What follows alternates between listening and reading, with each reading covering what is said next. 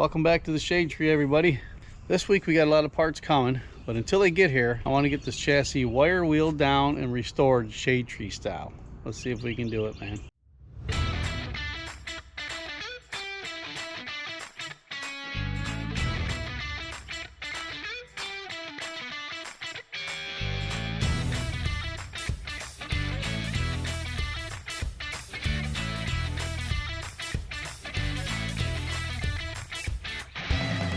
So in one of the last few videos, we talked about going and picking up a parts truck after the New Year's for the parts that we don't have for this Jeep. And for instance, let me just show you. Here are our front fenders, and they're pretty beat up. Not to mention the fact that almost beyond restorable, but even if we were to go pounding and welding on these things, we're still missing half the fender. There's a piece missing that comes out that goes halfway underneath the door on both sides. Our options were to find a parts truck with the parts we needed that were in much better shape than what we have, or to try to source the fenders off of the internet, which is almost impossible. I haven't found very many, and the ones that I have found are very expensive. So I'll put a picture of a truck just to give you an idea of what I'm talking about with these fenders. I'll put a picture up so you can see the difference and just how much of the fender we're missing. And there are other odds and ends that we needed, like we're missing the front valance that separates the bumper from the grill, and the bumper itself. Actually, we don't have the front bumper, and whatever parts we could scavenge off that truck. But unfortunately, the reason I'm telling you all this is because the truck is no longer available. So we're either going to have to fabricate something or keep the search on for parts. The reason I'm babbling on about all this is because we do have a budget on this thing. This is a flip vehicle. This vehicle, like all the other vehicles I've done, is going to be a flip vehicle. So what we're going to do is we're doing our Shade Tree restoration on it, which is probably equivalent to like a 2-star restoration if you had to break it down that way. So if you came onto this channel to see a concourse restoration, that ain't gonna happen.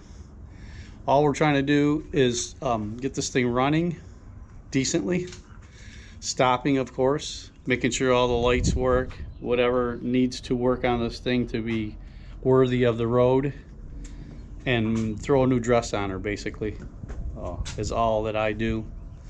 And we drive it for a while, then I'll flip it and we'll go on to the next one. This vehicle, I will say, is probably the biggest challenge that I've taken on. This vehicle, as you can see, I am by no means a metal fabricator, not even close, but I do like to work on these old things, and the challenge of bringing this thing back to life somewhat is really what I do it for. Not to mention that anybody that's interested in buying this thing when it's done has a video catalog of everything that's been done to it. If you are that person and you want to take it to the next level, you have a video account of everything that's been done. That's mainly the reason I started doing this, to help me sell these vehicles. So I don't do it for YouTube money or anything like that. It's just a video catalog of what's been done to the vehicle and what you can expect if you are the one that wants to buy this thing. You can see what's been done and what hasn't been done, and what you would have done better. And I think it's just a good way to sell the vehicles afterwards. So having said all of that, I would like to set the budget on this vehicle at no more than $3 or $4 grand for the restoration that we need to do to it. This week we have a transmission rebuild kit, transfer case rebuild. I have an engine freshen up kit, which is basically gaskets and whatnot. Hopefully the engine does run halfway decent. Brakes, of course, new shocks, things that I thought it needed to have that were probably unrestorable or usable. The next step is going to be, of course, metal. You can see definitely need front pans. This side, as bad as it is, I think I'm going to try to repair this side it's going to be quite a challenge. This side, on the other hand, we may need to buy a panel for this. They have a replacement panel for this. Looking closer at it, you can see, yeah, there's a lot of metal work that needs to be done. And of course, the worst of it all is this tailgate. This would probably be a challenge for a skilled metal worker. We're gonna give it a go. Not saying it's gonna be perfect. Don't be expecting that. I'm just hoping that it'll look halfway decent and work when we're done. Well, having said that, we're gonna spend probably, I'm guessing at maybe 1,500 of the 2,000 left just on the metal.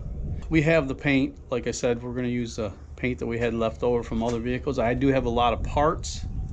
We need new tires. I'm guessing at maybe 3 to 4 grand tops on this thing, fully restored. And I use that word restored, you know, loosely. Hopefully when we're done, we'll be able to flip this thing for a halfway decent profit. We shall see.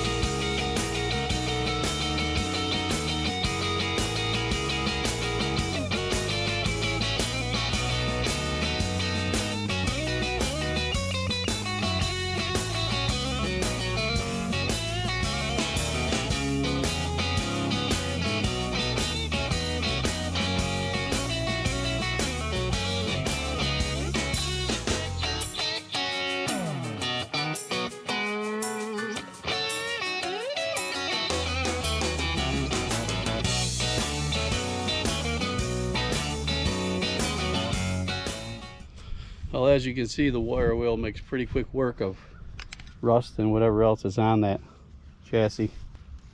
Frame is in really good shape for its age.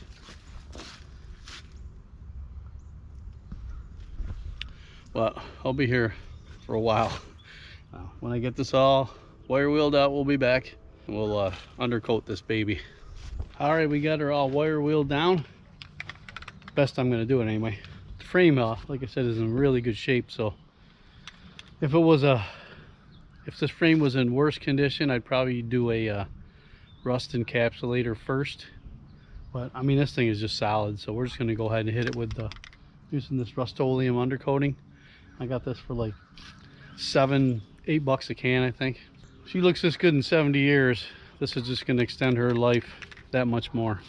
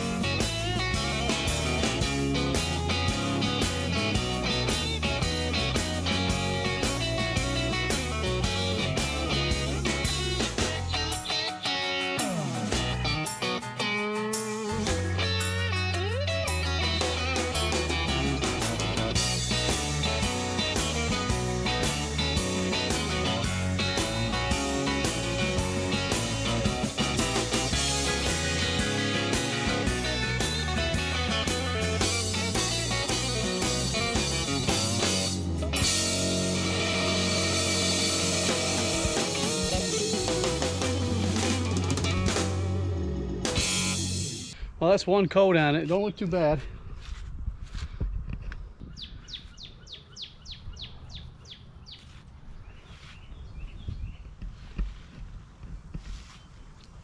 We'll do the axles in and all the hardware stuff in gloss black.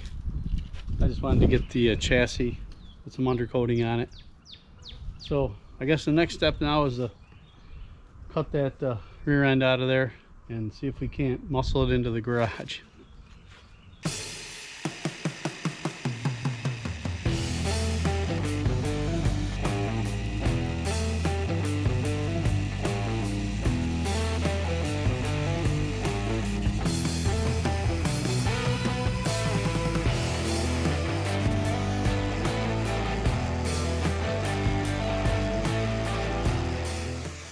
I started cutting off the U-bolts on the rear end, and I remembered we got a brake puller coming. So I'm thinking, why don't we wait an extra day?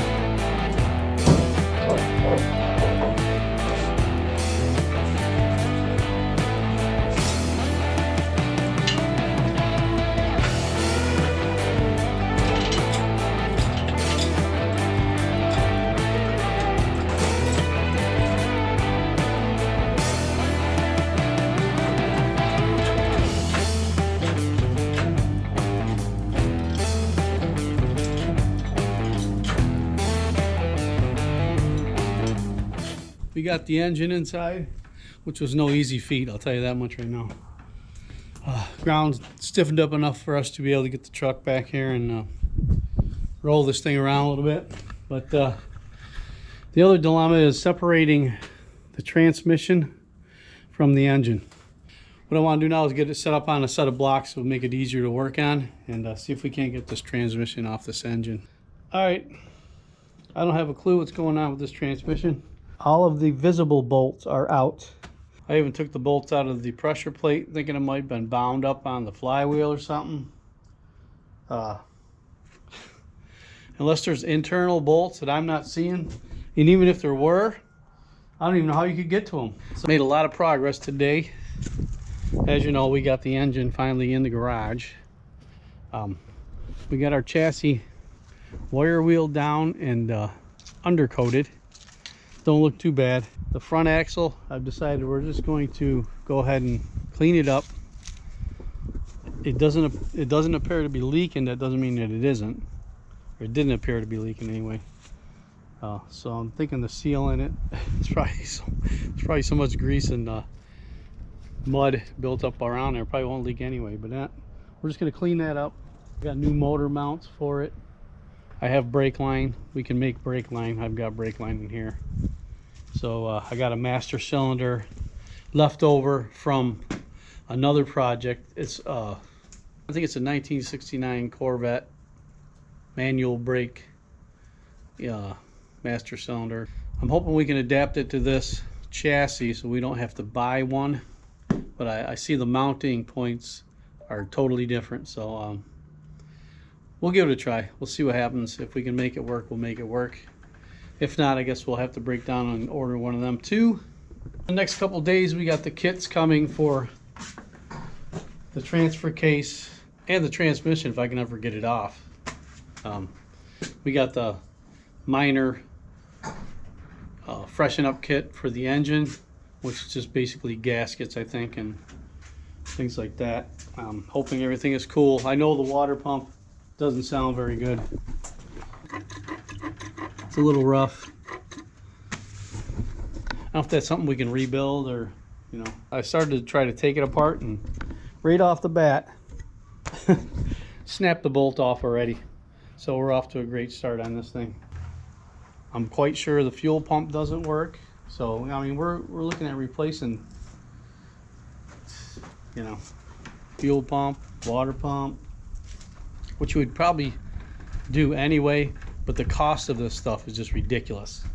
The water pump, if I'm not mistaken, for this engine is like $300 freaking dollars. You got to pay it if you want to do it. Fuel pump, I think they have rebuild kits for those. I'm not sure about the water pump. New plugs, new plug wires. Not sure about a distributor yet, but this thing does not want to cooperate as far as disassembly is going so far. We'll see in the next couple of days though. The possible S10 chassis swap, it's not totally out of the question yet. So it all depends on how this thing comes apart and goes back together. Well, we got the rear brake drum puller in the mail this morning, so let's see if we can't get these drums off and check the brakes out.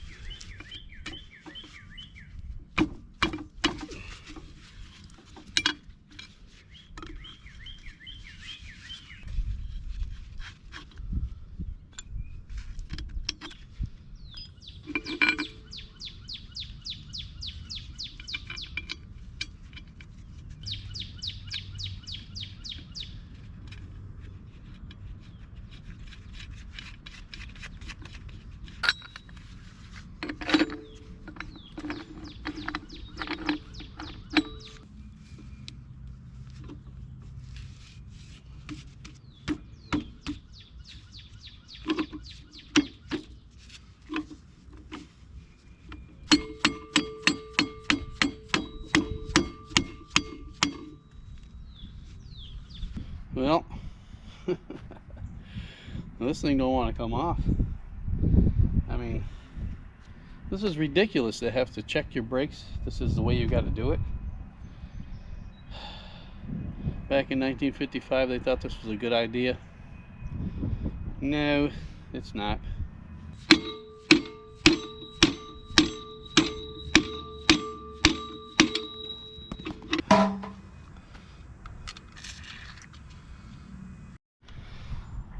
This thing's about to go by way of the junk pile. This is the most ridiculous thing I've ever seen.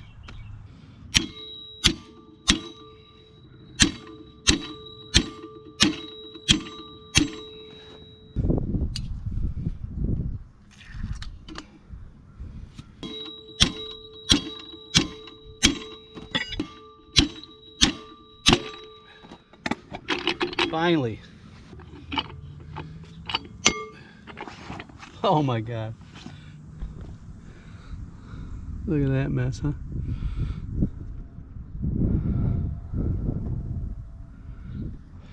I figured the puller was either going to break or the drum was going to break, because, man, I'll tell you what a bear.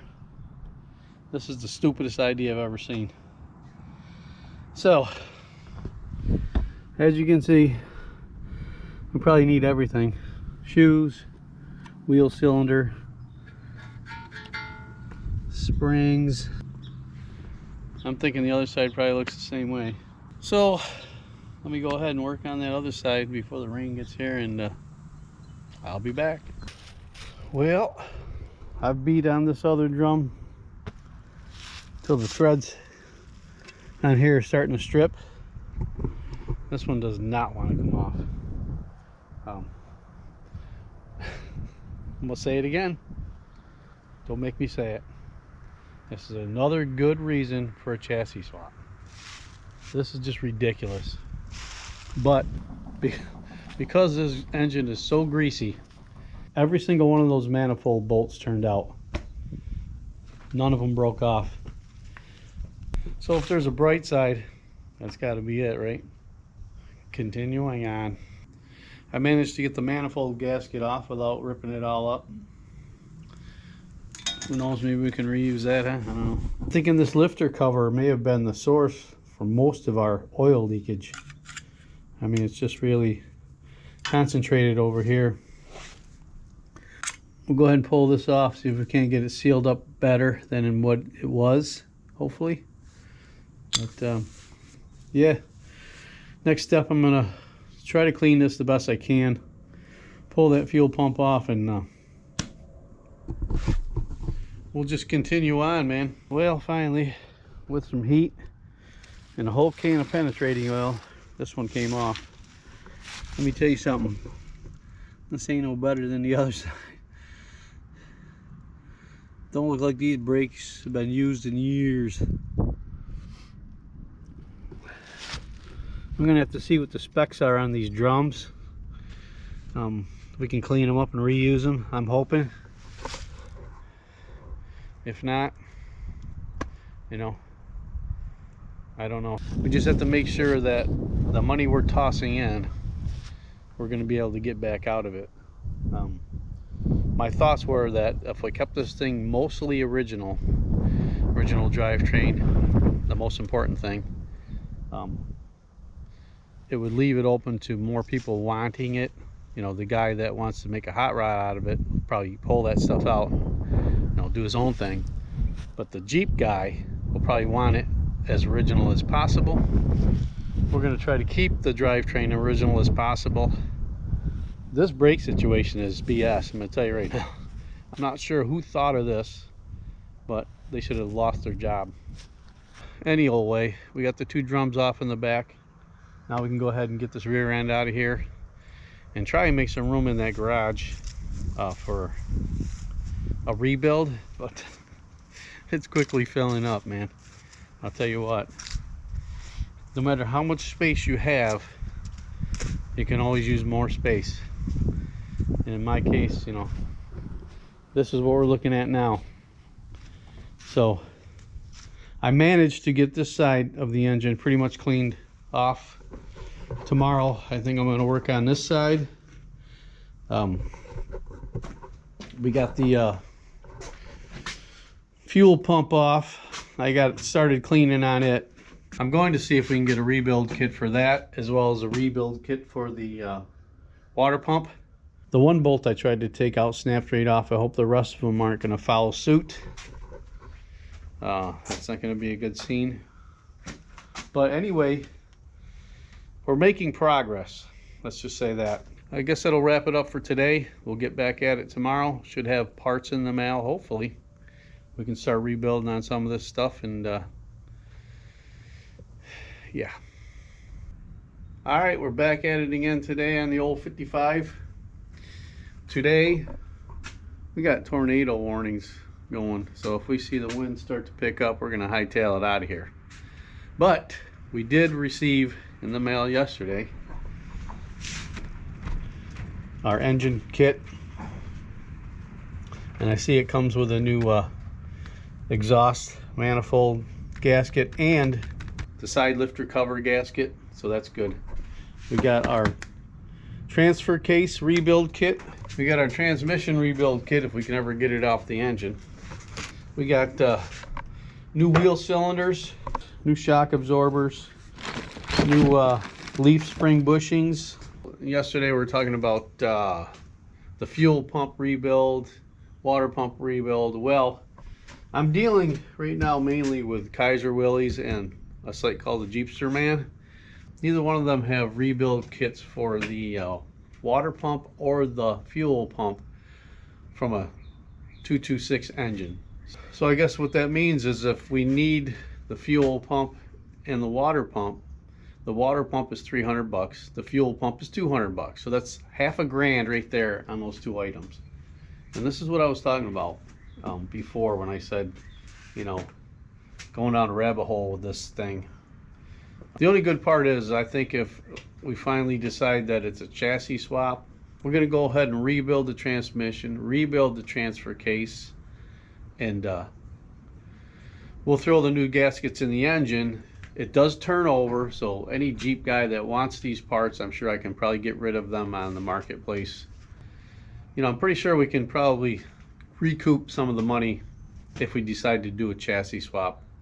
I guess that's what I'm trying to get at. But I also have this Willy's mechanics manual. Pretty in-depth information in that. So if you're going to do one of these, I would suggest that you buy the manual, because there's a lot of good information in there. So any old ways, let's start doing something while the weather's still tame. Like I said, if the winds start picking up, we're hightailing it out of here. So let's see what we can do. Well, it's getting pretty dark, as you can see. I think for safety reasons, we're not going to want to be in a metal shed if it starts lightning out here. Let's move our operations into the house garage and take the steering box apart, see if we can't do a minor rebuild on it. Alright, so I got this kit from the Jeepster man.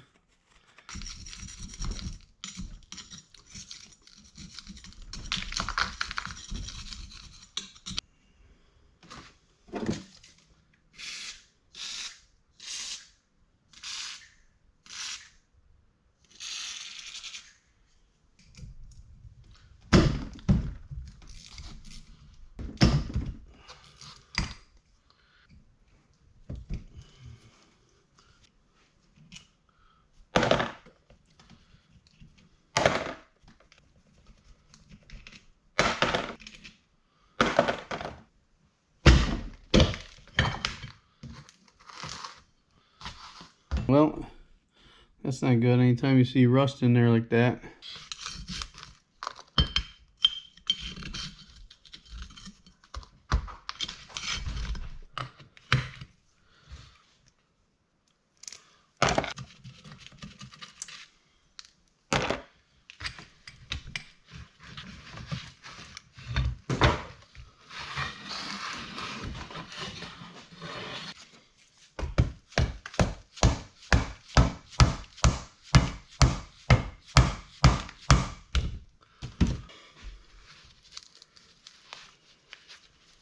All right, the rains have subsided, and it's calmed down quite a bit out there.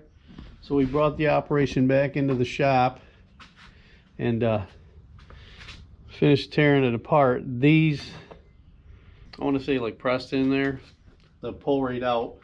That you got to clean all the debris off the end of that shaft before it'll come out. I just had to use penetrating oil and work it back and forth. And same thing with the worm gear here. I just held it upside down and gave it a whack on the housing, and it came right out. So this is what we got in the kit. It gives you both bearings, front and rear. Assuming that's gasket and a shim pack. These are the shims that came with it that were on there.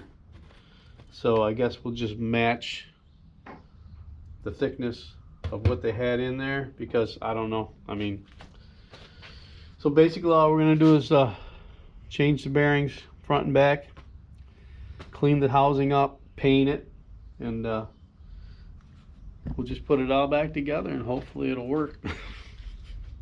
The bearings had this little clip holding the back one on, and it's got one on the front. Just got to pop these off and remove that housing, put the new housing on. You put this one had 10 balls in it, so I'm assuming that's what's going to go back in it. Okay, so we went and got her cleaned down, scraped all the old gasket off, gave her a bath in Purple Power, rinsed it all off, gave her a bath in Brake Clean. You can see where definitely there was water in there, moisture in there. I got it cleaned out the best I could. But I wish this kit came with new bushings and seals, but it didn't. As much as this thing was leaking gear oil and engine oil, it would have been all over around where that seal was, but I didn't see any there. So we're going to run with it. We're going to give her a paint job. I I got some rust encapsulator. We're going to hit it first with that, and then we're going to hit it with some gloss black. Spruce her up a little bit, put her back together, and hopefully it'll be much tighter than it was. I would like to put a new steering column in here, so I'm kind of hoping that we can adapt a new steering column to this worm gear, so we don't have to change the steering box. A bunch of steering parts left over from the 46 when I was doing that. We got this one specifically that came off of it. Kind of thinking we can adapt this, even if we get it to slide on there and then drill it through and through. I have a bunch of parts that I think we can adapt and make it fit, so we can put a new steering column in this thing. But right now, steering box prepped and painted, and then I'm thinking tomorrow we can go ahead and start putting it together.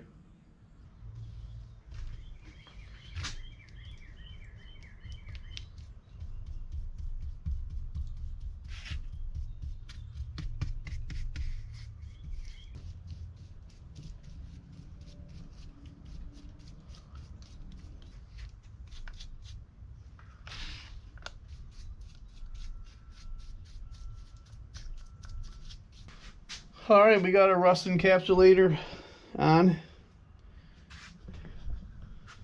and as soon as that hardens, we'll hit it with a coat of glossy enamel, black, and tomorrow we'll start the assembly process. You can see the pitman arm shaft here. I mean, it's got a little wear on it. You can't really feel that, but you can see it.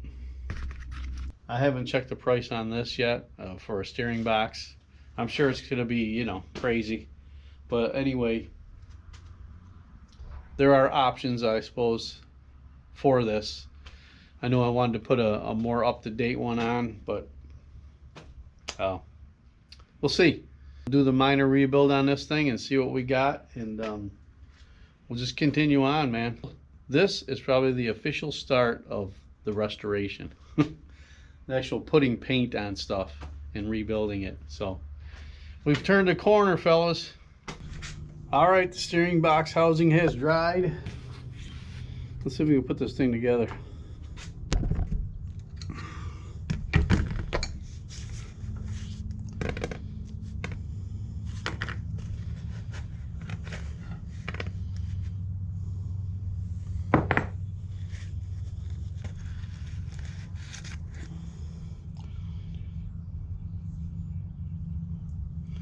There's 11 balls in that one.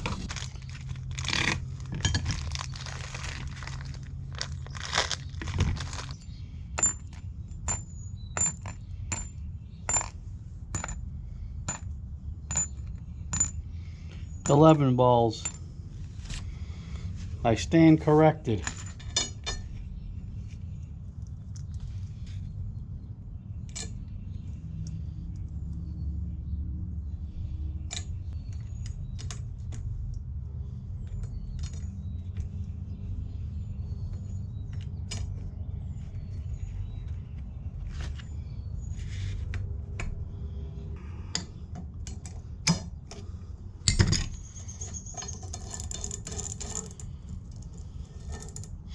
There's one. Oh, my balls are escaping. My balls are escaping. My balls are running away.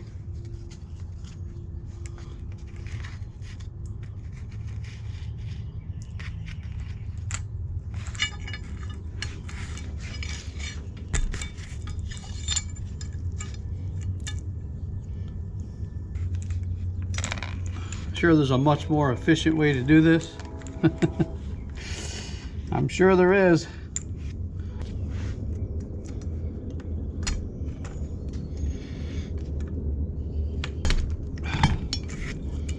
All right,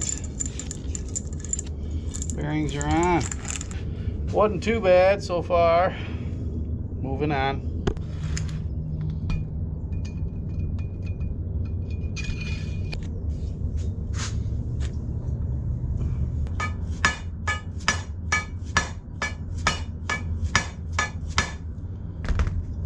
I'm quite certain that's probably not the way it should have been done, but it's seated nonetheless. So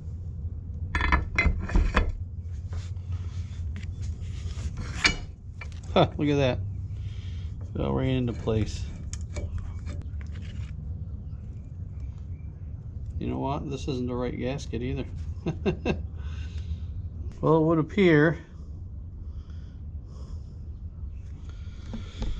we've got yet another kit that doesn't work. So I guess we can't put it together without the gasket. So let me jump back online and try to decipher some of this crap again. Unless you're a Jeep guy and you know all about this crap, all the ins and outs, it's probably not really a project you want to tackle unless you want to become a Jeep guy. Having said all that, I guess this is where we're going to leave it this week. We gave it a try, but that's the way it goes, you know what I mean? So next week, we will hopefully have the right gaskets for this, and we will tear into the transfer case and see if we can't get that transmission off that engine and rebuild the transmission. So as always, I appreciate you guys watching. Give me a like, give me a comment, but until next week, man, take it easy.